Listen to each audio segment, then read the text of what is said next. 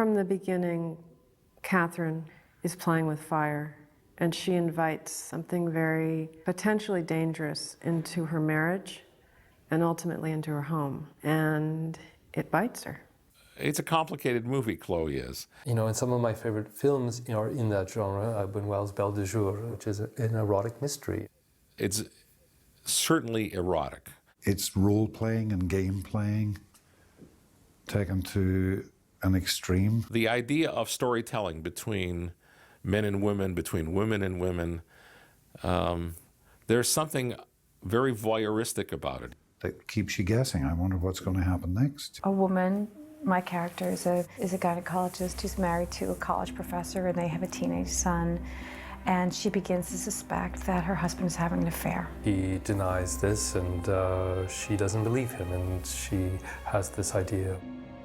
She decides to hire a prostitute to test the fidelity of her husband.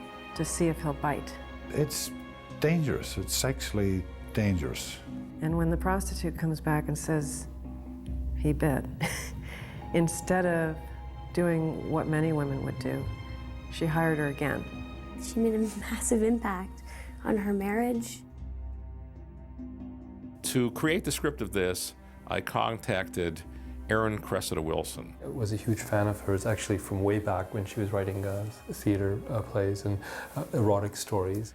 She had written a couple of wonderful scripts. First of all, Secretary, which had the right kind of ironic, unusual eroticism that I thought would be appropriate for this movie. This is Adam's first time directing something that isn't his own script, which I am very flattered and excited by, and I've been a fan of his for decades. Philosophically, there's much in this movie that are areas that he's very interested in, that he's touched in his own films. I worked very closely with Ivan Reitman on this, with the producer. As a filmmaker myself, I know what a gift it is when you get something that is really well worked out, that you haven't had to spend years on either writing or developing yourself. A good script is something that invites the possibility of exploration, and it excites the imagination. These characters fascinate me, and I want to keep moving with them and see where they go. I found this a very interesting study of the way women talk to each other and form relationships, and also a study of this woman who thinks that she's able to control her life, and seeing that begin to fall apart. To me, mostly it's about behavior, you know, and it's such a pleasure to be in a movie that's, you know, so often, you know, a movie is plot driven. It's like, okay, so this thing explodes, and then what do they all do? You know, in this movie, all you have are people interacting, and you see what the, you know, how violent reactions can be to simple behavior. I thought this is a film Americans don't make. It's very erotic. It has a thriller element, and it was just dangerous. It was dangerous territory, you know. This is right up Adam McGowan's street.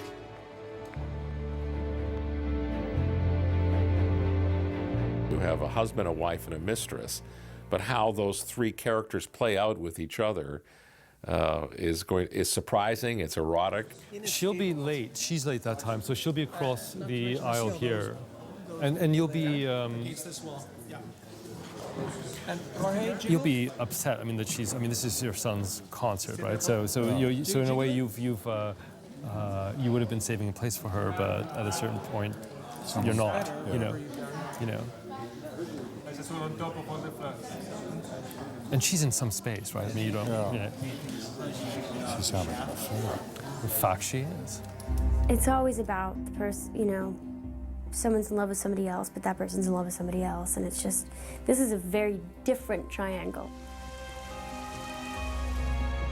It's certainly one that is consummated within the imagination. I grew up in a triangle. Mother, father, me, no siblings. So for me, the triangle has always been what I've written about. And it's the way that I know life. My joke is that I started out writing this film when I was Chloe, and I finished it and I was Catherine. That's how long it took to write. Certainly both of the characters are inside of me. She kind of moved me because she seems so, she's at a point in her life where she feels like she's lost control, where she feels that her life was one thing, that she had an understanding of it, of her relationship to her husband and to her child, and suddenly she doesn't understand it at all. Catherine is aware of the fact that she's somehow being threatened by the presence of all these young women, and somehow this catapults her into this kind of neurotic fantasy that she has. Catherine, in effect, is becoming, the creator of her own drama. She's, hiring an actress to play this part. And she becomes very excited by the possibilities of that she sees that there is something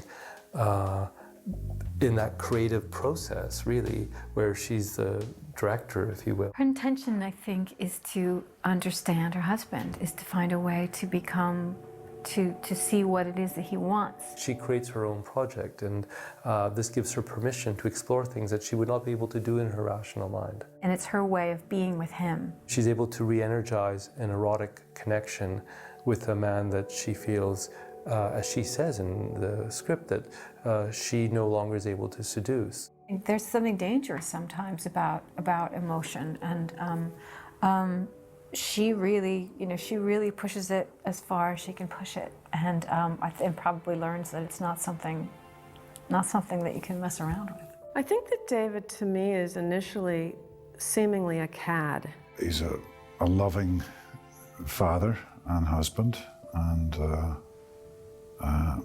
he idolizes his job.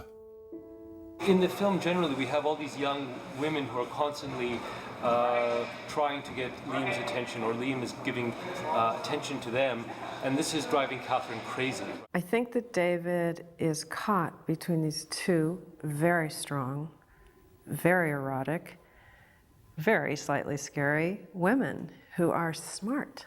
One of the things that we developed over this past year on the script is this whole relationship with his son. He's an only child. He's, I think, when he was younger, he had this really great relationship with his mom and with his family and stuff. And he kind of had this traumatic experience where he fell in love with a woman. And basically all that ended, and he kind of blamed it all on his mom. I really feel that the mother-son relationship is, to some degree, for me, the real core of the film. And she's not allowing it to change. She's not allowing him to grow up. She's not allowing him to separate. It's important for her, for some reason, to keep everything as it is and within her control. This is a movie that is totally dependent on the excellence and the specificity of the people who are playing these roles. They are complex people. It's been very gratifying working with these actors because they're extraordinary and they're bringing it to life in a way that I wasn't entirely expecting. I wrote the film with Julianne Moore in mind, so. We needed an exceptional actress to be able to pull this off, obviously, and Julianne is someone who I've admired, for many, many years. And Liam is, to me, he's a man. I mean, he's just man. I must say, I never understood why he was as excited about this part until I began to see the performance, and I realized I don't think he's quite played this role before. Obviously, but I think by the end of it, when he's playing this extraordinary piece of music, because we have to blend into the next scene where you're going up to her and you're affectionate with her. So this is a major accomplishment. It's all about what happens to these creatures on the screen, and unless they're perfect, the movie's a failure.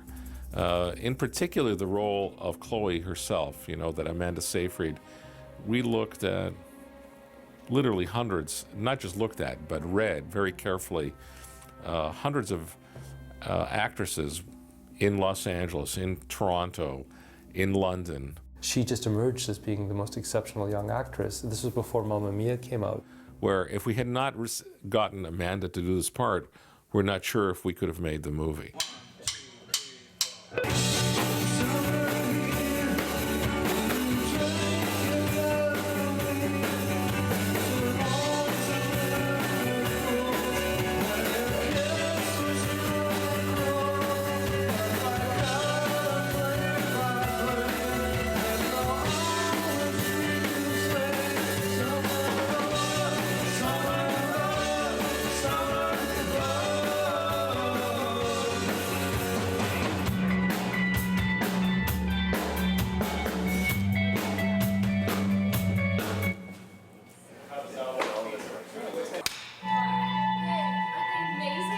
then suddenly to have this trio together was for me,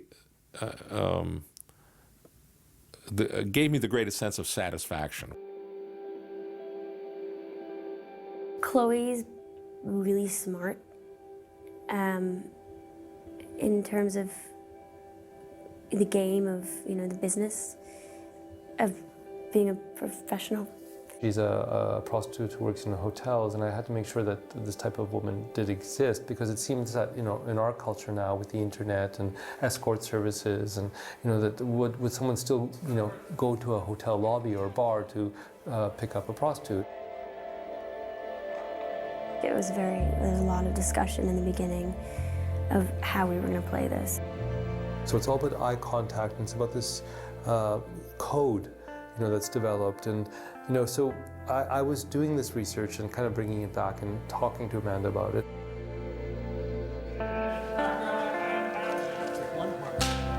How we would kind of tackle this very special character. I have a tendency to empathize quite a bit with my bad characters, with my villains. And very good. She's never experienced love or any kind of positive relationship with anybody. And I think, she's just pretty screwed up. This is a sequence where Chloe leaves the cafe and she's riding her bike away, and she makes a decision to fall, and it's an intentional choice to get Catherine's attention. In any love relationship, you have to project yourself. But if you're not aware of the explicit agenda of the other person, this can become really dangerous. She's a bit of an enigma. We don't say much about her past, or even whether Chloe's really her name.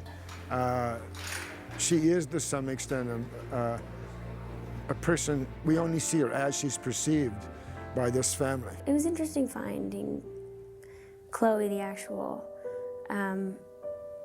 just image of her. Deborah, the costume designer, had these incredible ideas about what she looks like that were not based on any other kind of movie. The look, like the hair, basically just created this hairdo that I feel like might become iconic. The makeup is it's never too much. It's always just right. I didn't know what to expect, but what they've created is a new kind of look for a prostitute in a film. It feels all that much more my own. Absolutely believe that the director's personality is very important in any movie, and particularly a movie that has at its basis the subtle evolution of relationships and the characters that are in the story. It's important that you be really, really specific with these people and what their actions are and what their intentions are, because otherwise it could become something completely otherworldly and not grounded in anything real. But because Adam was doing it, he's so specific about behavior and about the meaning behind behavior that I sort of felt like I was in good hands with him. You have to participate in his films as an audience member, I think. You can't just sit back and be entertained. You have to engage in Adam's work, I think. This is one of the two scenes in the movie that take place in New York rather than in Toronto. We're still actually in Toronto shooting, but we aren't shooting Toronto for Toronto. We're doing that thing that people do all the time of shooting Toronto for New York. Adam and I were walking around the city talking about this movie that we were about to do, and we started discussing how beautiful really Toronto is, and that how rarely it appears as itself in films. As soon as Adam got involved, we said, let's go with that. Adam knows Toronto well. I remember when we first saw Exotica, Ivan saying it was such a great look of Toronto that he'd never quite seen before. Filmmakers who work in Toronto are often confronted with the issue of Toronto as New York, Toronto as Chicago, Toronto as many other cities but Toronto. And what's such an incredible aspect of Chloe is the fact that we're enjoying and celebrating Toronto. Let's show what's here and what's really going on in the background. There was definitely this notion of finding a kind of glamour to the city. By giving it a sort of a sensuality, and by showing that there's something that's cold, but that also invites people to go inside, so that there's something very romantic about this idea that people are trying to find places that protect them from this very brutal exterior. We have this opportunity to include so much in the frame that normally we wouldn't be able to do. I lived in Toronto for 15 years, but this is the first time I've worked on a film here. Most people choose not to do it in the winter. It's really cold. It's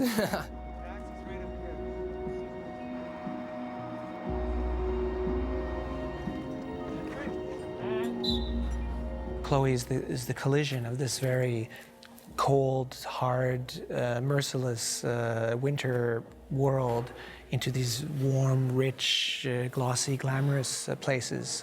It's not a story set in a small suburban apartment. It's down in the very expensive part of town and expensive hotels, that kind of thing. So that suggests a world that's kind of glossy and rich and full of texture and reflections and whatnot, and then that speaks towards glass and marble and things that all will come together from a visual point of view. There's this idea of filters and barriers and windows and mirrors and things that people are looking through or looking outside of or looking into, which both protects them but also maybe removes them. And that sense of slight distance is erotically charged. It's supposed to be like the flight landed 20 minutes ago. In my relationship with Paul, the DOP, and certainly with Philip, we're looking at this as a compilation of frames, as a compilation of very designed and really seductive a collage of frames, that we're going to then assemble. Yeah. I'm just saying that, when we're recording, why don't we just have a camera here as well and shoot that? Sure. What's the best access? Would that be relative to this scene? Yeah, so I think right here, and just be shy of that. Yeah. And just frame it on a 27 or something. Yeah, sure. So that we have that, and then we have, and would we have any extras in the front at that point? Oh yeah. Perfect. So why don't we just have it so that we sort of see like a small portion, and just be shy of Bisa's mic. And are we filling the room? Yeah. Oh, okay. So basically, if we do that, then it seems to me then we're we get that shot, then we get the master shot with Liam coming in. right. So that's like one down kind of thing. Yeah. And do you do a few takes? Because I could do different lenses. Well, we don't really need them. I mean, no, it's just like we're gonna do one run of these two different pieces. Oh my God, look, I got. Hold on, man. So that this is something I do before every shoot, basically. And Paul wears a white shirt. So stigmatic. Yeah. So you can watch this. It's a weird technique. Yeah. It's an Armenian technique where it's basically ash from the burnt script of the pages that we're shooting today that we then kind of very ceremoniously over. Wipe It's over like the Paul. cake in the face thing. So to assure that we'll actually get all the coverage. Anyway, it's a weird thing. It's just a weird thing we do. But it works. But it works. So anyway, but I just think that we'll record the. Well, in the past, working with Adam, we've shot a lot of films where the construction of scenes are composed of usually very long, sensuous shots with very minimal coverage. And this story seem to demand a greater amount of standard coverage to allow fine-tuning of performances and the use of close-ups and whatnot. Trying to make each note as pristine and as complete as possible so that it can be put together in a way where it's malleable. Now we're going to move back. So now we'll be recording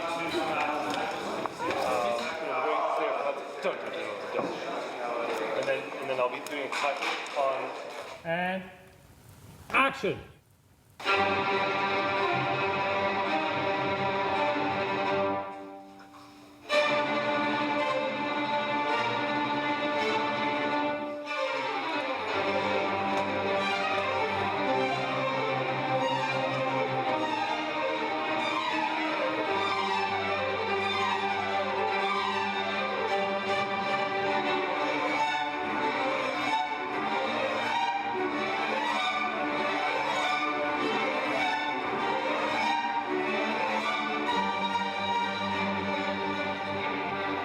Excellent.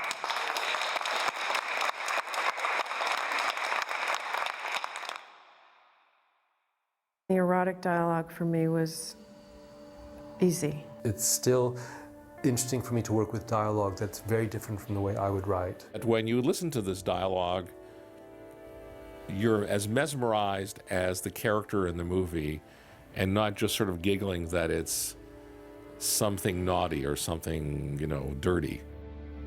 What I did find, though, was I tried to be slightly general in the way that I wrote it, not too specific, because I know that people, human beings, become so turned off by the wrong thing sexually, or turned on by the right thing.